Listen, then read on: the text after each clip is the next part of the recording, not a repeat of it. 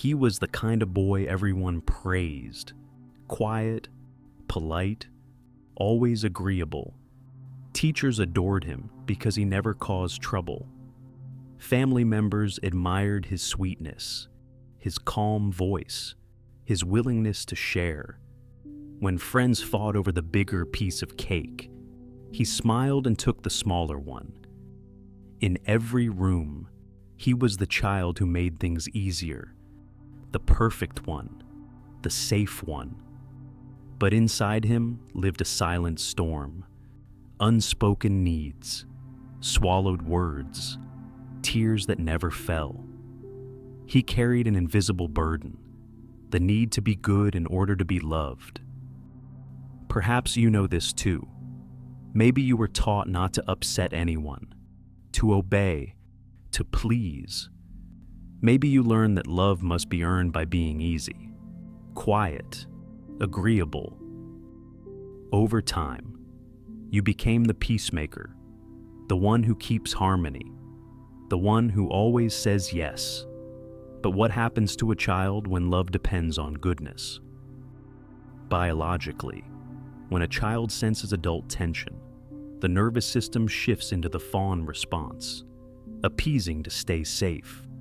The body learns to suppress tears, to read others instead of itself, to believe that safety lives in pleasing. The story does not end with the quiet boy. It begins again in every child who learns that peace must be earned. Children are not born knowing how to hold back their tears. A baby cries when hungry, screams when forgotten, reaches out when in need. Obedience is not a natural virtue, but a learned survival strategy. The young mind absorbs a dangerous lesson. If I am easy, I will be loved. If I please others, I will be safe. This is what conditional love looks like, when warmth and praise depend on performance. Deep inside, the child records an unspoken message. I have worth when I am pleasant. I am lovable when I do not cause trouble. From there, something begins to break. The child hides anger, hides need, hides self. They exchange authenticity for acceptance. In homes shadowed by fatigue, conflict, or financial strain, this pattern deepens. The child becomes the comforter, the stabilizer, the emotional pillar for adults. It is not disobedience that disappears, but childhood itself. And when schools reward silence over honesty, submission over truth, the pattern is sealed. Survival becomes the measure of goodness. The pattern continues. The child who once learned to earn safety through goodness grows into someone who looks calm, kind, cooperative on the surface. But beneath that calm lives fear. Fear of rejection, fear of making others upset, fear of being seen as not good enough. A gentle smile does not always come from kindness. Sometimes it comes from dread. The boy who smiles is not happy. He is afraid of being scolded for sadness. He gives up his turn not because he is generous, but because he fears being disliked if he says no. Here lies the paradox. The very strategy that once protected love becomes the source of suffering in adulthood. Inside the body, each act of suppression leaves a trace. Muscles tighten, breath shortens, the heart stumbles out of rhythm. The body records every moment of forced politeness, creating a biological archive of fear. The more obedient the child, the more they sense others, yet the less they sense themselves.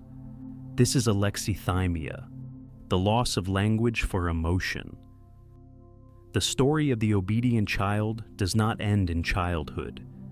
It quietly continues into adulthood, wearing a new name, the good person. They are kind, dependable, generous, always there for others. On the surface, they seem gentle and composed, but inside lives exhaustion, invisibility, and the constant effort to suppress what they truly feel. They are the ones who never ask for a raise, who say it is fine even when it hurts, who stay silent to keep the peace. The world admires them, yet few see the loneliness underneath. So why do those once praised for being good so often struggle with anxiety, depression, and a deep disconnection from self? In relationships, they fall into cycles of codependence, giving endlessly while hoping others will somehow notice their hidden needs. When that recognition never comes, resentment quietly builds. This is the covert contract, the invisible agreement born from a lifetime of not knowing how to ask directly for love or care. The pattern of pleasing does not stop at relationships. It shapes identity itself. The word nice sounds positive, yet niceness is not the same as kindness. Kindness grows from freedom and truth, from the inner voice that says, "I want to help you." Niceness grows from fear, from the anxious whisper, "I must help you," or "I will lose love." Niceness becomes a performance, a conditional form of goodness designed to maintain approval. Over time, living inside that performance severs the connection to the self. The question shifts from, "What do I want?" to, "What do you need from me?" Authenticity is traded for safety, truth for acceptance. The difference can be felt in the body. Niceness tightens the shoulders, shortens the breath, and carries worry. If I say no, they will be upset. Kindness opens the chest, steadies the breath, and warms the heart. I truly want to help. This distinction lives not in behavior alone, but in motive and in the body's silent signals. The difference between niceness and kindness becomes even more visible when we look at what happens inside. A life spent being good eventually erodes the ability to hear one's own truth. The person no longer knows what they want or how they truly feel. Psychological research shows that people who habitually please others are more prone to anxiety, low self-esteem, and difficulty setting personal boundaries. Children who are encouraged to suppress negative emotions for the sake of harmony often grow up carrying chronic inner tension and emotional dysregulation.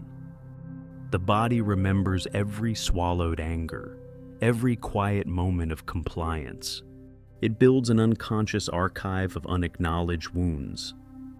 In adulthood, many of these nice individuals develop hidden stress disorders, burnout, disordered eating, and chronic emotional fatigue.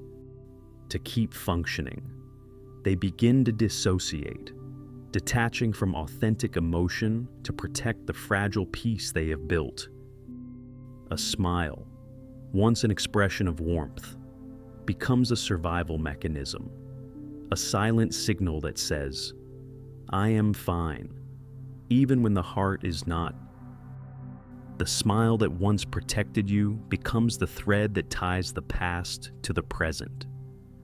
When you look back on childhood, do you remember the moments you stayed silent just to be called good? Do you remember holding back tears and forcing a smile so no one would worry? Do you remember believing your needs were too much, too heavy, too inconvenient? That is when the armor of obedience began to form. It kept you safe, but it came with a cost. One-sided relationships, unfulfilling work, a life lived in narrow spaces. Beneath it lies the belief, my worth depends on not upsetting anyone. Yet life does not reward shrinking. It blooms only when truth is allowed to breathe. In collective cultures, being good often means submission. In individual ones, it takes the shape of performance. Either way, something essential is lost. Girls are praised for gentleness, boys for toughness, and both are taught to amputate half their emotional world. From the moment a child learns to silence half of their feelings, the world becomes something to study rather than inhabit. Every child is a natural observer, a small scientist reading the emotional weather of the room. When a cry is met with comfort, the child learns that emotions are safe to express. When a cry is met with scolding or dismissal, the lesson shifts. Emotions are dangerous, too much, unacceptable. These small moments build an inner belief system that whispers, "Love is safe when I am easy. Love disappears when I am too real." To protect that love, the child develops remarkable survival skills. They sense tension before words are spoken, predict others' needs, prevent conflict before it begins. Yet this gift carries a cost. They become strangers to themselves, fluent in others but mute in their own truth, loved not for who they are, but for how well they erase themselves. This is identity foreclosure, the early freezing of the self.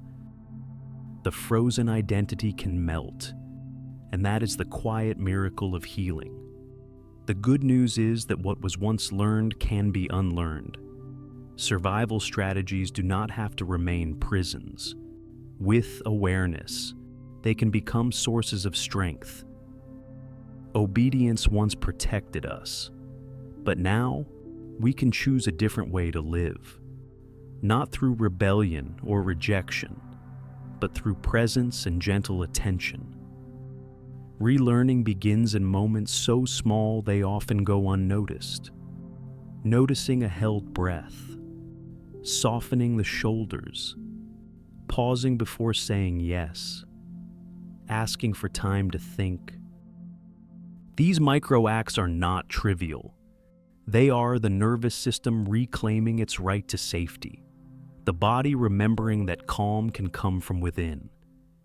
Each breath, each pause, each honest no becomes a quiet declaration.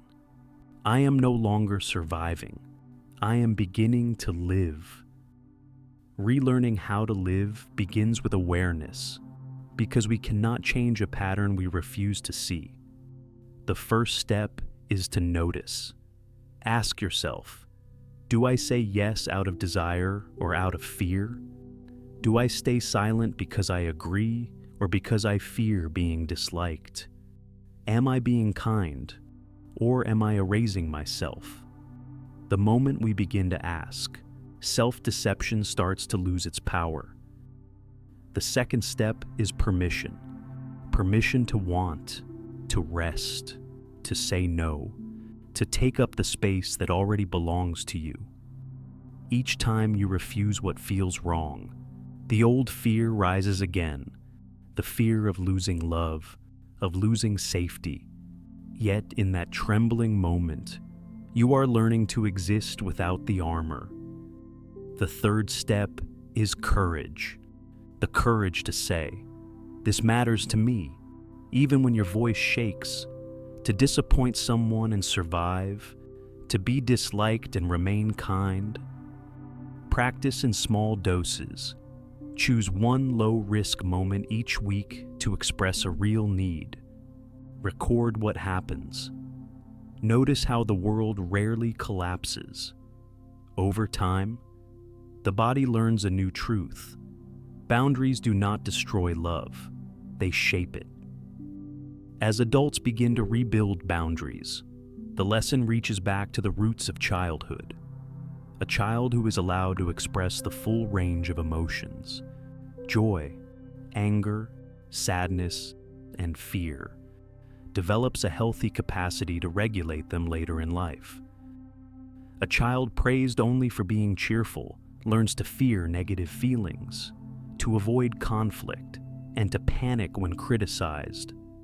The paradox is that the more we avoid conflict, the more conflict we create. When boundaries are not set, others cross them. When anger is hidden, it leaks out as fatigue, withdrawal, and quiet resentment. Chronic niceness often leads to burnout, especially in helping professions such as teaching, nursing, therapy, or ministry. These people give endlessly to feel worthy until the body finally collapses. Healing requires more than awareness. It means retraining the body to regulate emotion through breath, grounding, movement, tone, and intentional pauses that restore balance. When the body has carried tension for too long, it eventually speaks the truth the mind has silenced. No one can wear a mask forever. Sooner or later, suppression erupts. Some break down in despair. Others explode in anger. Some quietly walk away from everything they once tried to hold together. That breaking point, though painful, is also the beginning of rebirth. It asks one essential question: can we heal before collapse? The answer is yes, through compassion, not the distant kind given to others, but the gentle kind we rarely offer ourselves. Sometimes healing begins with a single act of honesty, as small as saying, "I need time to think," instead of nodding automatically. In that moment, the inner child feels protection for the first time, and safety begins to grow from within. The journey toward compassion begins with understanding where our patterns came from. Being good was never a flaw. It was the survival wisdom of a child who only wanted to be loved. When we truly see this, self-blame softens into gratitude. We can finally say to that younger self, "Thank you for keeping me safe. I do not need the armor anymore." From that place of gentleness, we begin to grow a new strength. We keep our sensitivity, our empathy, our kindness, but now they rest on a solid spine. We learn to say no when needed, to express real emotion, to accept love not for being agreeable, but for being authentic. This is not the death of niceness, but its evolution, from fear to freedom, from performance to truth. When boundaries are set with love, relationships deepen. A sincere no can become the most loving gift of all. This is where the evolution of niceness becomes freedom. You are allowed to stop being the always pleasant one. You are allowed to speak the truth even when your voice trembles. You are allowed to have needs, boundaries, and a voice that belongs only to you. Your worth does not depend on being liked. It lives in being real. Psychology calls this self-differentiation, the ability to stay connected to others while remaining grounded in yourself. You can disagree without being abandoned. You can protect yourself without becoming hard. You can love deeply without losing your own center. You were not born to be loved by everyone. You were born to live in honesty with yourself, to stand where truth and compassion meet, and to finally feel whole.